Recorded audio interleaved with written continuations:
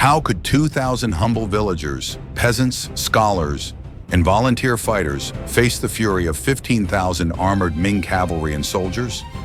What chance did simple men, armed with bamboo spears and leather shields, have against war horses thundering in steel? Could hunger break them? Could fear bend them? Could death silence their will?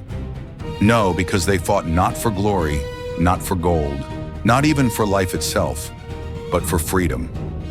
Guided by the genius of Nguyen Trai, bound together by unity and driven by a burning desire to be free, this fragile force stood against an empire and won. But how?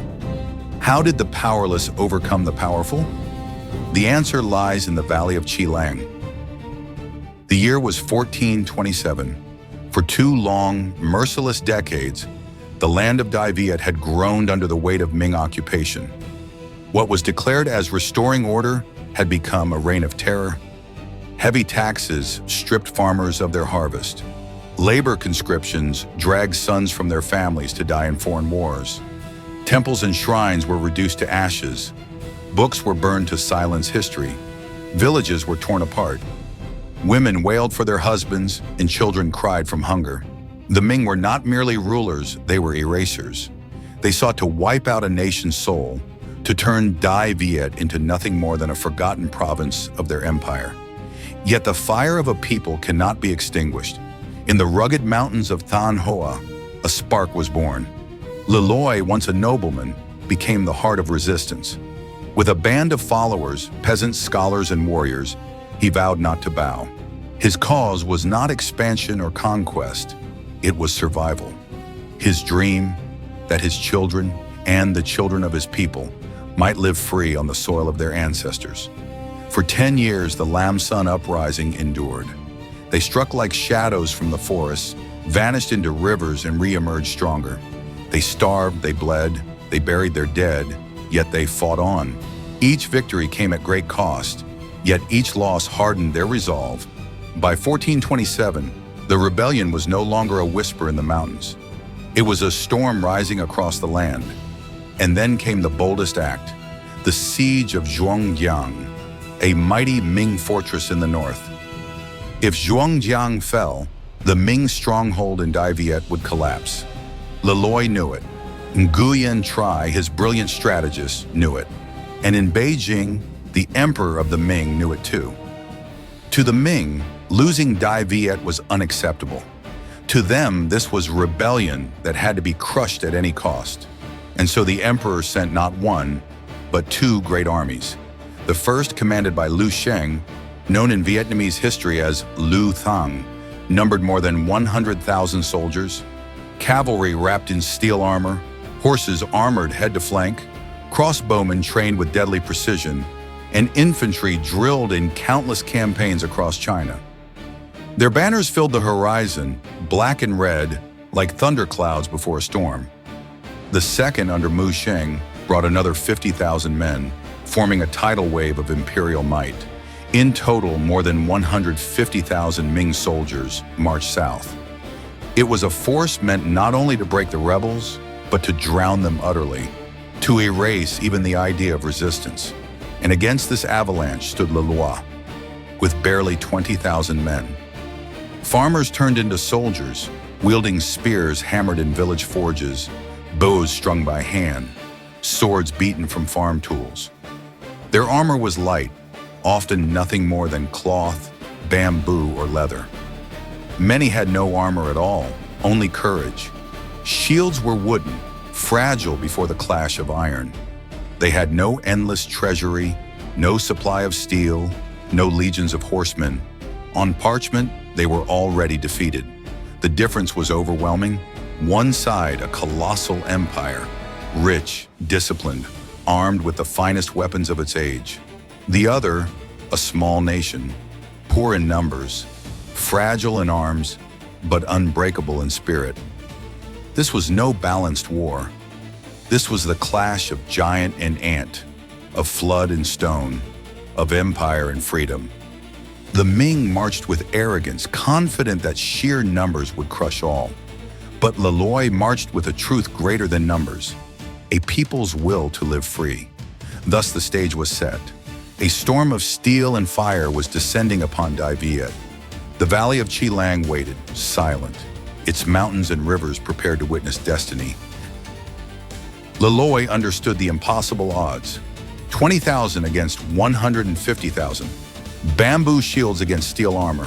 Village spears against imperial cavalry. On parchment, the rebellion was doomed.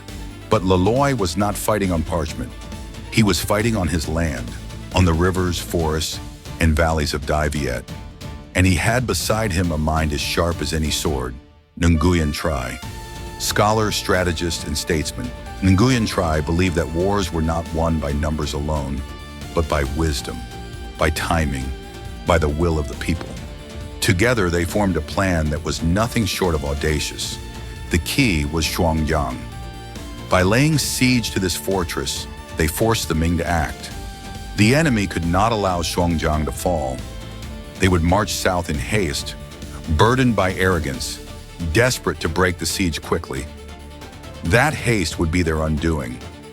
And so, while Laloy's men tightened the noose around Xuong Giang, the real battlefield was chosen far to the north, at the valley of Chi Lang, a narrow stretch of land flanked by steep mountains and dense forests, a place where cavalry could not maneuver, where vast numbers would mean nothing, a place where the land itself could fight alongside its people.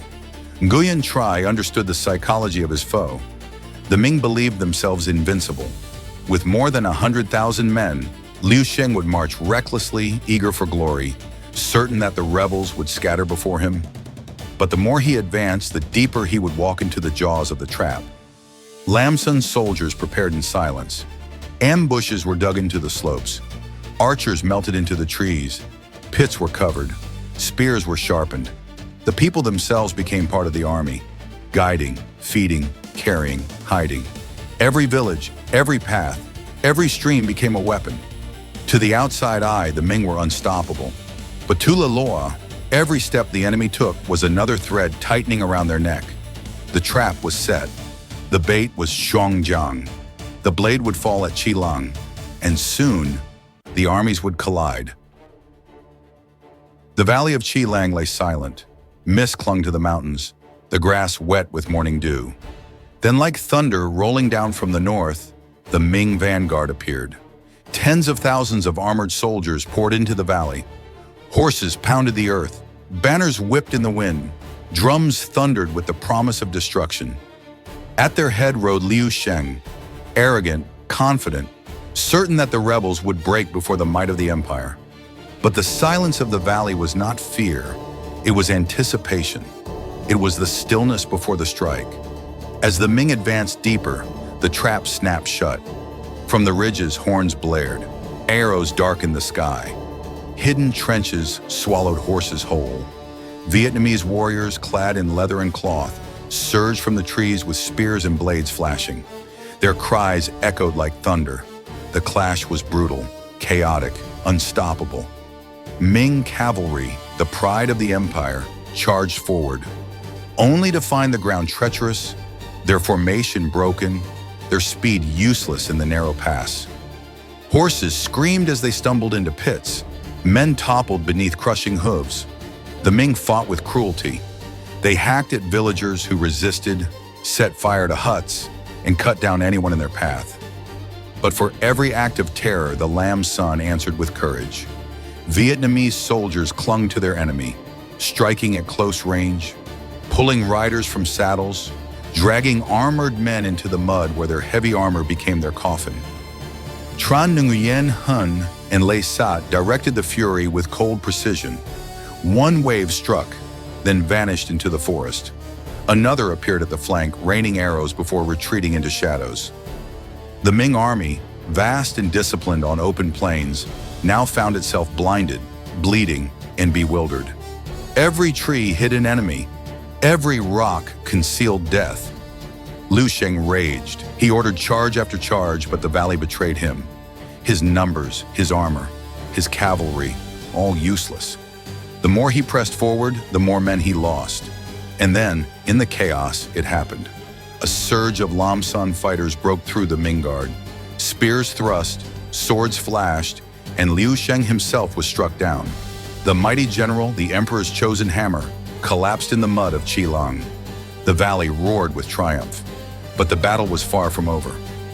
The Ming host, though leaderless, still numbered in the tens of thousands. They would not flee easily. The chase, the slaughter, and the struggle had only just begun. The fall of Liu Sheng should have broken the Ming. Yet like a wounded beast, the vast army still writhed and clawed. Tens of thousands of soldiers, leaderless and desperate, surged southward in a frenzy. The valley of Qilang had become their grave, but the road ahead would become their torment. The Lam San generals knew the moment had come. Tran Nguyen Han, Lasat, and others pressed the attack with relentless fury. They gave the enemy no rest. By day, arrows rained from the ridges. By night, ambushes struck from the shadows. What had begun as a battle turned into a hunt. At Can Tram, the retreating Ming were cut apart. Spears clashed, swords rang, and the river ran red with blood. Vietnamese warriors hurled themselves into the fray, striking with the desperation of men who knew their freedom lay in every thrust. The Ming, furious, turned their rage on civilians, burning villages, slaughtering innocents to vent their frustration. But for every act of cruelty, the Lam Sun answered with steel. Farmers armed with nothing more than a spear leapt upon armored riders, dragging them into the mud. Archers loosed fire-tipped arrows, igniting wagons and supplies. Then came Pho Cat, where the trap closed tighter. The Ming, hungry and exhausted, staggered into another ambush. From both flanks, the Lam San charged, voices thundering, weapons flashing, horses screamed, men fell, and chaos devoured the field.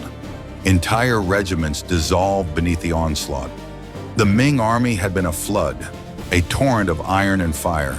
Now it was a river breaking apart, spilling into streams of panic, each chased, harried, and struck down. The arrogance of the empire dissolved into terror. The roads were littered with broken lances, shattered shields, and corpses that marked every mile. And through it all, the courage of the Vietnamese blazed. Outnumbered still, they fought as if the land itself fought with them.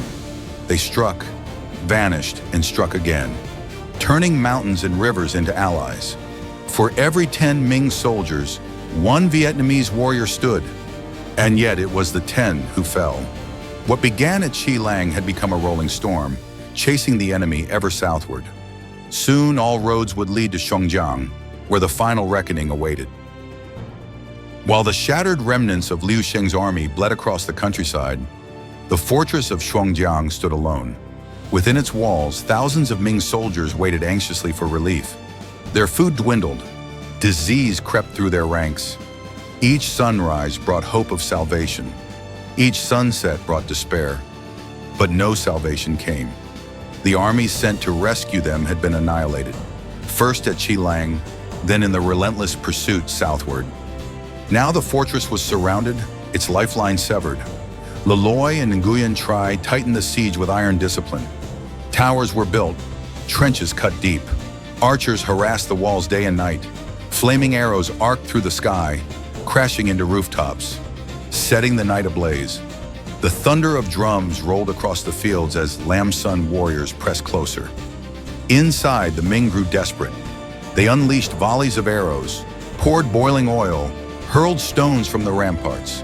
They cursed in rage, their cruelty burning as fierce as ever.